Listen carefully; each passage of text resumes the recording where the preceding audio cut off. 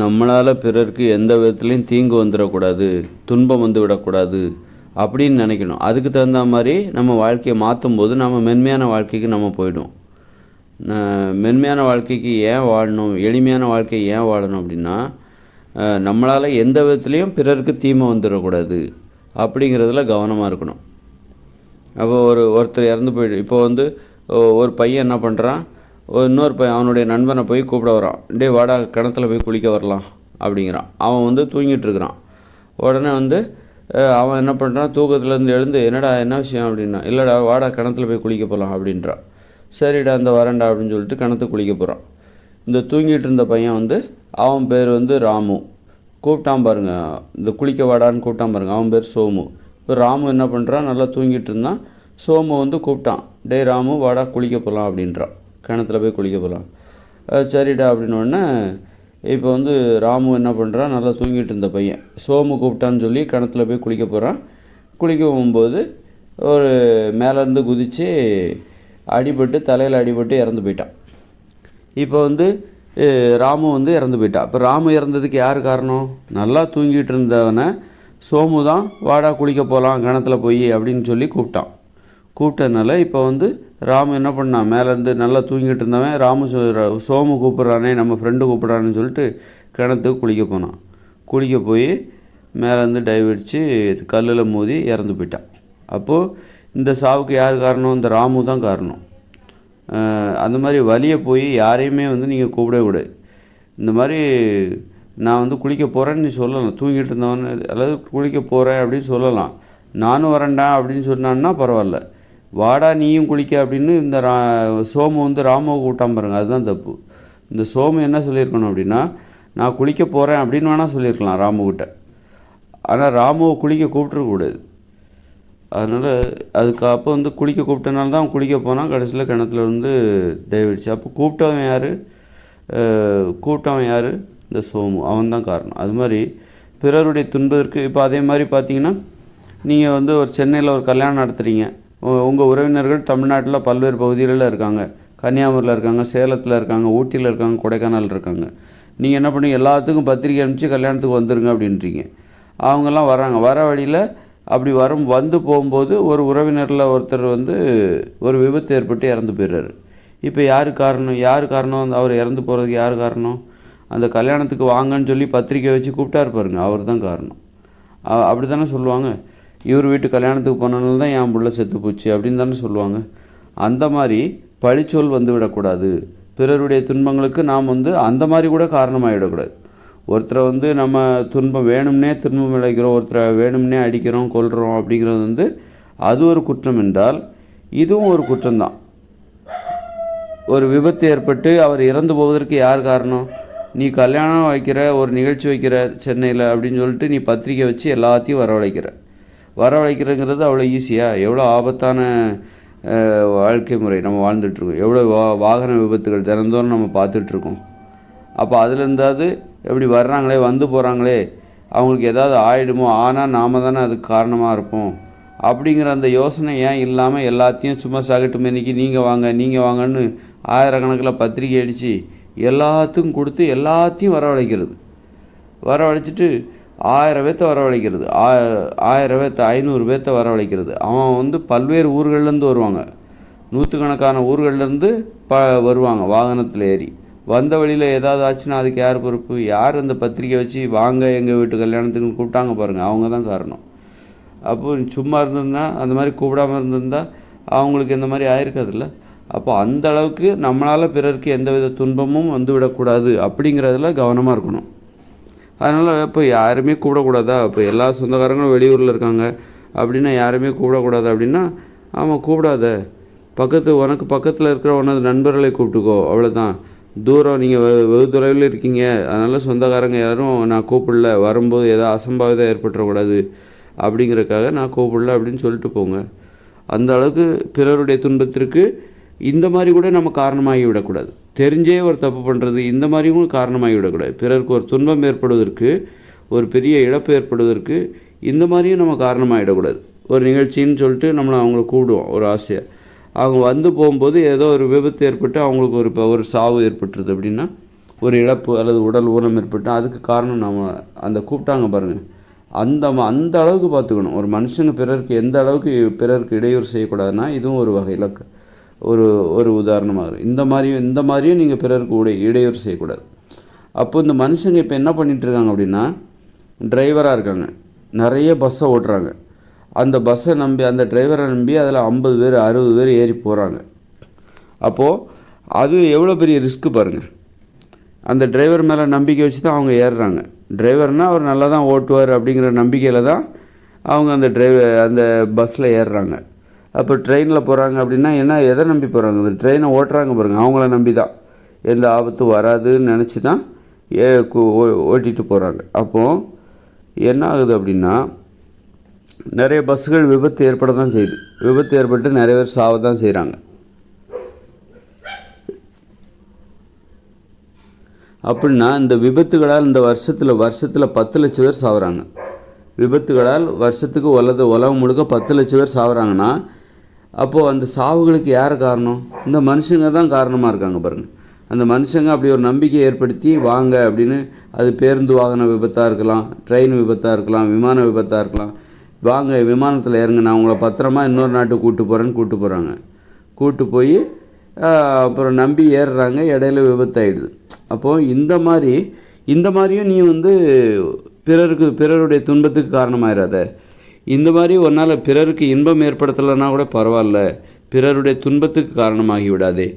ஒரு ஊர்லேருந்து ஒரு நாட்டிலேருந்து இன்னொரு நாட்டுக்கு நீ மக்களை ஏற்றி கொண்டு இறக்கும் பொழுது அது அவர்களுக்கு செய்கிற நன்மை அப்படின்னு நினச்சிக்கிற. அப்படி நினச்சி தான் நீ கொண்டு போகிற. ஆனால் ஒரு விபத்து ஏற்பட்டால் எவ்வளோ பெரிய இழப்பு பாருங்கள். நீ செய்த நன்மையை விட உன்னால் ஏற்பட்ட தீமை தான் மிக அதிகம். நீ விமானத்தில் ஏற்றி பயப்படாதீங்க, என்ன நம்புங்க, நான் உங்களை அந்த நாட்டுக்கு பத்திரமா கொண்டு போகிறேன், இந்தியாவிலேருந்து அமெரிக்கா கூட்டிகிட்டு போகிறேன் அப்படின்னு தான் ஏற்றுறீங்க. அப்படின்னு நம்பி தான் எல்லாருமே ஏறுறாங்க. ஆனால் என்னது, இடையில விபத்து ஏற்பட்டு நிறைய விமானம் விபத்தில் ஏற்பட்டுருக்குல்ல, அப்படி ஏற்பட்டு அந்த மாதிரி கடலில் விழுந்து எல்லாருமே இறந்து போயிடுறாங்க. அப்போது நீ செய்த நன்மையை விட, நீ செய்ய நினைத்த நன்மையை விட உன்னால் அடைந்த அந்த தீமை தான் மிகப்பெரியதாக இருக்கிறது. அப்போது யாருக்கும் நம்பிக்கை கொடுக்காத, அந்த மாதிரி ஒரு நம்பிக்கை கொடுக்காத. நான் உங்களை பிறருடைய உயிரை பணயமாக வச்சு ஒரு நம்பிக்கை கொடுக்காத. பிறருடைய உயிர்களுக்கு ஒரு நம்பிக்கை கொடுக்காத. என்னால் உங்கள் உயிரை காப்பாற்ற முடியும், என்னை நம்புங்க, அப்படி ஒரு நம்பிக்கை கொடுக்கக்கூடாது. அந்த மாதிரி பிறருக்கு துன்பம் இல்லாமல் வாழ வேண்டும். என்ன நம்புங்க, நான் உங்களை காப்பாற்றுறேன் அப்படிங்கிறது இருக்குல்ல, என்ன நம்புங்க, உங்கள் உயிரை என் கையில் கொடுங்க, நான் பார்த்துக்கிறேன் அப்படின்னு நம்பிக்கை வச்சு பண்ணுறாங்கல்ல. அதாவது கரணம் தப்புனா மரணன்ற மாதிரி, ஏதோ ஒரு விபத்து ஏற்பட்டுனா என்ன பண்ணுவேன், எவ்வளோ பேர் செத்து போயிடுவாங்க, அந்த மாதிரி ஒரு நம்பிக்கை கொடுக்கக்கூடாது. அப்போது ஒரு நம்பிக்கைக்கு அவர் கொடுக்குற அந்த விமானி கொடுக்குற நம்பிக்கைக்கு அடியில் அவ்வளோ ஆபத்து இருக்குது. விபத்து ஏற்படாமல் இங்கேருந்து அங்கே போய் இந்த நாட்டிலேருந்து அந்த நாட்டுக்கு போயாச்சுன்னா பரவாயில்ல. ஒரு விபத்து ஏற்பட்டுனா என்ன பண்ணுவேன், அத்தனை பேரும் செத்து போயிடுவாங்களே, அதுக்கு நீ என்ன பதில் சொல்லுவேன்? ஏதாவது ஈடாக தர முடியுமா? அதை ஈடு செய்ய முடியுமா? அந்த இழப்பை உன்னால் ஈடு செய்ய முடியுமா? முடியாதுல்ல. அப்போ எதுக்கு அப்படி ஒரு நம்பிக்கை கொடுக்குற? அப்போ மனுஷங்க அந்த மாதிரி ஒரு நம்பிக்கை கொடுக்கக்கூடாது அப்படிங்கிறது ஒரு மிகப்பெரிய பாடமாக இருக்க வேண்டும். அப்போ என்ன பண்ணுவாங்க, அப்படி ஒரு நம்பிக்கை கொடுக்காதுன்னா இங்கே யாருமே வண்டியே ஓட்ட முடியாது. வண்டி ஓட்டாத, சும்மா போய் உட்காரு, நீ ஓட்டி கிழிச்சதெல்லாம் போதும், எதுக்கு வண்டி ஓட்டுற, எதுக்கு இத்தனை பேர் 10 லட்சம் பேர் சாவடிக்கிற, எதுக்கு ரோட்டில் வண்டி ஓட்டுற? ரோட்டில் போகும்போது நான் பாதுகாப்பாக போவேன்னு தான் எல்லாருமே வாக்குறுதி கொடுத்து தான் ரோட்டில் ஓட்டுறாங்க வண்டி. அப்புறம் பார்த்திங்கன்னா யார் மேலே மோதி தினமும் ஆயிரக்கணக்கான பேர் சாகுறாங்க, வருஷத்துக்கு 10 லட்சம் பேர் சாகுறாங்க. அப்போது பார்த்தீங்கன்னா நீங்கள் கொடுக்குற நம்பிக்கை இருக்குல்ல, உங்களுக்கு எந்த துன்பமும் ஏற்படாது, என்ன நம்புங்கன்னு சொல்கிறாங்கள அந்த மனுஷங்க, அந்த நம்பிக்கைக்கு கொடுக்கப்படுகிற விலை தான் 10 லட்சம் பேர் சாவு. 10 லட்சம் பேர் அந்த நம்பிக்கைக்கு விலையாக 10 லட்சம் பேர் சாவுறாங்க வருஷந்தோறும். அதனால் பிறருக்கு துன்பம் இழைக்கக்கூடாது என்கிற அந்த நோக்கத்தோடு வாழும்போது நம்ம மென்மையாக வாழணும். இந்த மாதிரியெல்லாம் கூட வாக்குறுதி கொடுக்கக்கூடாது. இந்த மாதிரியெல்லாம் நான் உங்களை பத்திரமா கூட்டிகிட்டு போகிறேன் அப்படின்னு சொல்லி டெய்லி பேருந்துகள் போயிட்டே தான் இருக்குது, விபத்துகள் நடந்துக்கிட்டே தான் இருக்குது. ஒவ்வொரு உயிரும் ரொம்ப முக்கியம். இந்த உலகத்தில் ஒரு உயிர் என்பது இந்த உலகத்தில் உள்ள 800 கோடி பேருக்கு சமமானது. இந்த மக்கள் தொகை 800 கோடி பேர்னு வச்சுக்கோங்களேன். இந்த 800 கோடி பேருக்கு சமமானது தான் ஒவ்வொரு மனித உயிரும். அதனால் நான் வந்து லட்சம் பேரை கூட்டிகிட்டு போனேன், அதில் யாரோ 10 பேர் சாகுறாங்க, ஏதோ 2-3 ஆக்சிடெண்ட் ஆகி 10 பேர் செத்துட்டாங்க, லட்சம் பேரை நான் கூட்டிகிட்டு போனேன்ல அப்படின்னு சொல்கிறவங்களும் இருக்காங்க. இவ்வளோ பேர் சாகுறாங்களே அப்படின்னு சொல்லும்போது அது எத்தனை பேர் நன்மை அடைகிறாங்க, எத்தனை பேருக்கு இந்த வாகனம் ஓட்டுவதால் மோட்டார் வாகன விபத்துகளால் இத்தனை பேர் செத்து போகிறாங்களே அப்படின்னு நம்ம சொன்னால் அதுக்கு சிலர் என்ன சொல்கிறாங்கன்னா, மோட்டார் வாகனங்கள் மூலம் கோடிக்கணக்கானவருக்கு வேலை வாய்ப்பு கிடைக்குது அப்படின்னு சொல்கிறாங்க. நான் என்ன சொல்கிறேன்னா, இந்த உலகத்தில் 800 கோடி பேர்னா ஒவ்வொரு மனித உயிரும் இந்த 800 கோடி பேருக்கு சமமானது, 800 கோடி பேருடைய உயிருக்கு சமமானது. அதுதானே உண்மை. உங்களுடைய உயிர் வந்து எந்த அளவுக்கு முக்கியமோ அது மாதிரி தான் ஒவ்வொருடைய உயிரும். அதனால் யாரோ ஒரு கோடி பேருக்கு வேலை கிடைக்குதுங்கிறதுக்காக யாரோ கோடி பேர் வந்து ஒரு ஊர்லேருந்து இன்னொரு ஊருக்கு போகிறாங்க அப்படிங்கிறதுனால அதுக்காக 10 பேர் சாகணும் அப்படிங்கிறது எந்த விதத்தில் நியாயம்? எல்லாருக்கும் அவங்கவுங்க வாழ்க்கை தான். வாழ்க்கையை வந்து எண்ணிக்கையால், ஒருத்தருடைய உயிரை வந்து எண்ணிக்கையால் சமன் செய்ய முடியாது. ஒருத்தருடைய உயிருக்கு நிகராக வேறு எதுவுமே இருக்க முடியாது, இன்னொருத்தருடைய உயிர் இருக்க முடியாது. எத்தனை பல ஆயிரம் கோடிக்கணக்கான மனித உயிர்களை கூட ஒரு உயிருக்கு இணையாக வைக்க முடியாது. ஒவ்வொருவருக்கும் இணையாக, ஒவ்வொருவருடைய உயிருக்கும் இணையாக எதுவுமே நிகர் கிடையாது. எதுவுமே 4 பேர் நல்லா இருக்கணும்னா 2 பேர் சாவலாம் அப்படி கிடையாது. அந்த மாதிரிலாம் நினைக்க கூடாது. ஒரு 10,000 பேர் நல்லா இருக்கணும்னா 2 பேர் சாவலான்னு சொல்கிறது தப்பு. ஏன்னா ஒவ்வொரு உயிரும் விலை மதிக்க முடியாது. ஒவ்வொரு உயிரும் அவங்கவுங்க உயிர் ரொம்ப முக்கியம். அவங்கவுங்க உயிர் முக்கியம். அதனால் எண்ணிக்கையை காட்டி சிலரோட உயிரை நீங்கள் விலையாக கேட்காதீங்க. 1000 பேர்த்தை காப்பாற்றணுன்னா 2 பேர் செத்தா பரவாயில்ல அப்படின்னு நினைக்காதீங்க. அந்த மாதிரி நினைக்கிறது ரொம்ப தப்பு. அதனால் ஒரு உயிருக்கு இணையானது, உங்களுடைய உயிருக்கு இணையானது எதுன்னா, இந்த உலகத்தில் உள்ள அத்தனை கோடி உயிருக்கும் இணையானது தான் உங்களுடைய உயிர். யாராவது இந்த உலகத்துக்காக நீ உன்னால் சாவ முடியுமான்னு கேட்டால் எத்தனை பேர் முன் வருவாங்க? வரமாட்டாங்க, நிறைய பேர் வரமாட்டாங்க. அப்போ யாராவது ஒருத்தர் ஏமாந்தவங்க, தெளிவு இல்லாதவங்க வேணால் வருவாங்க.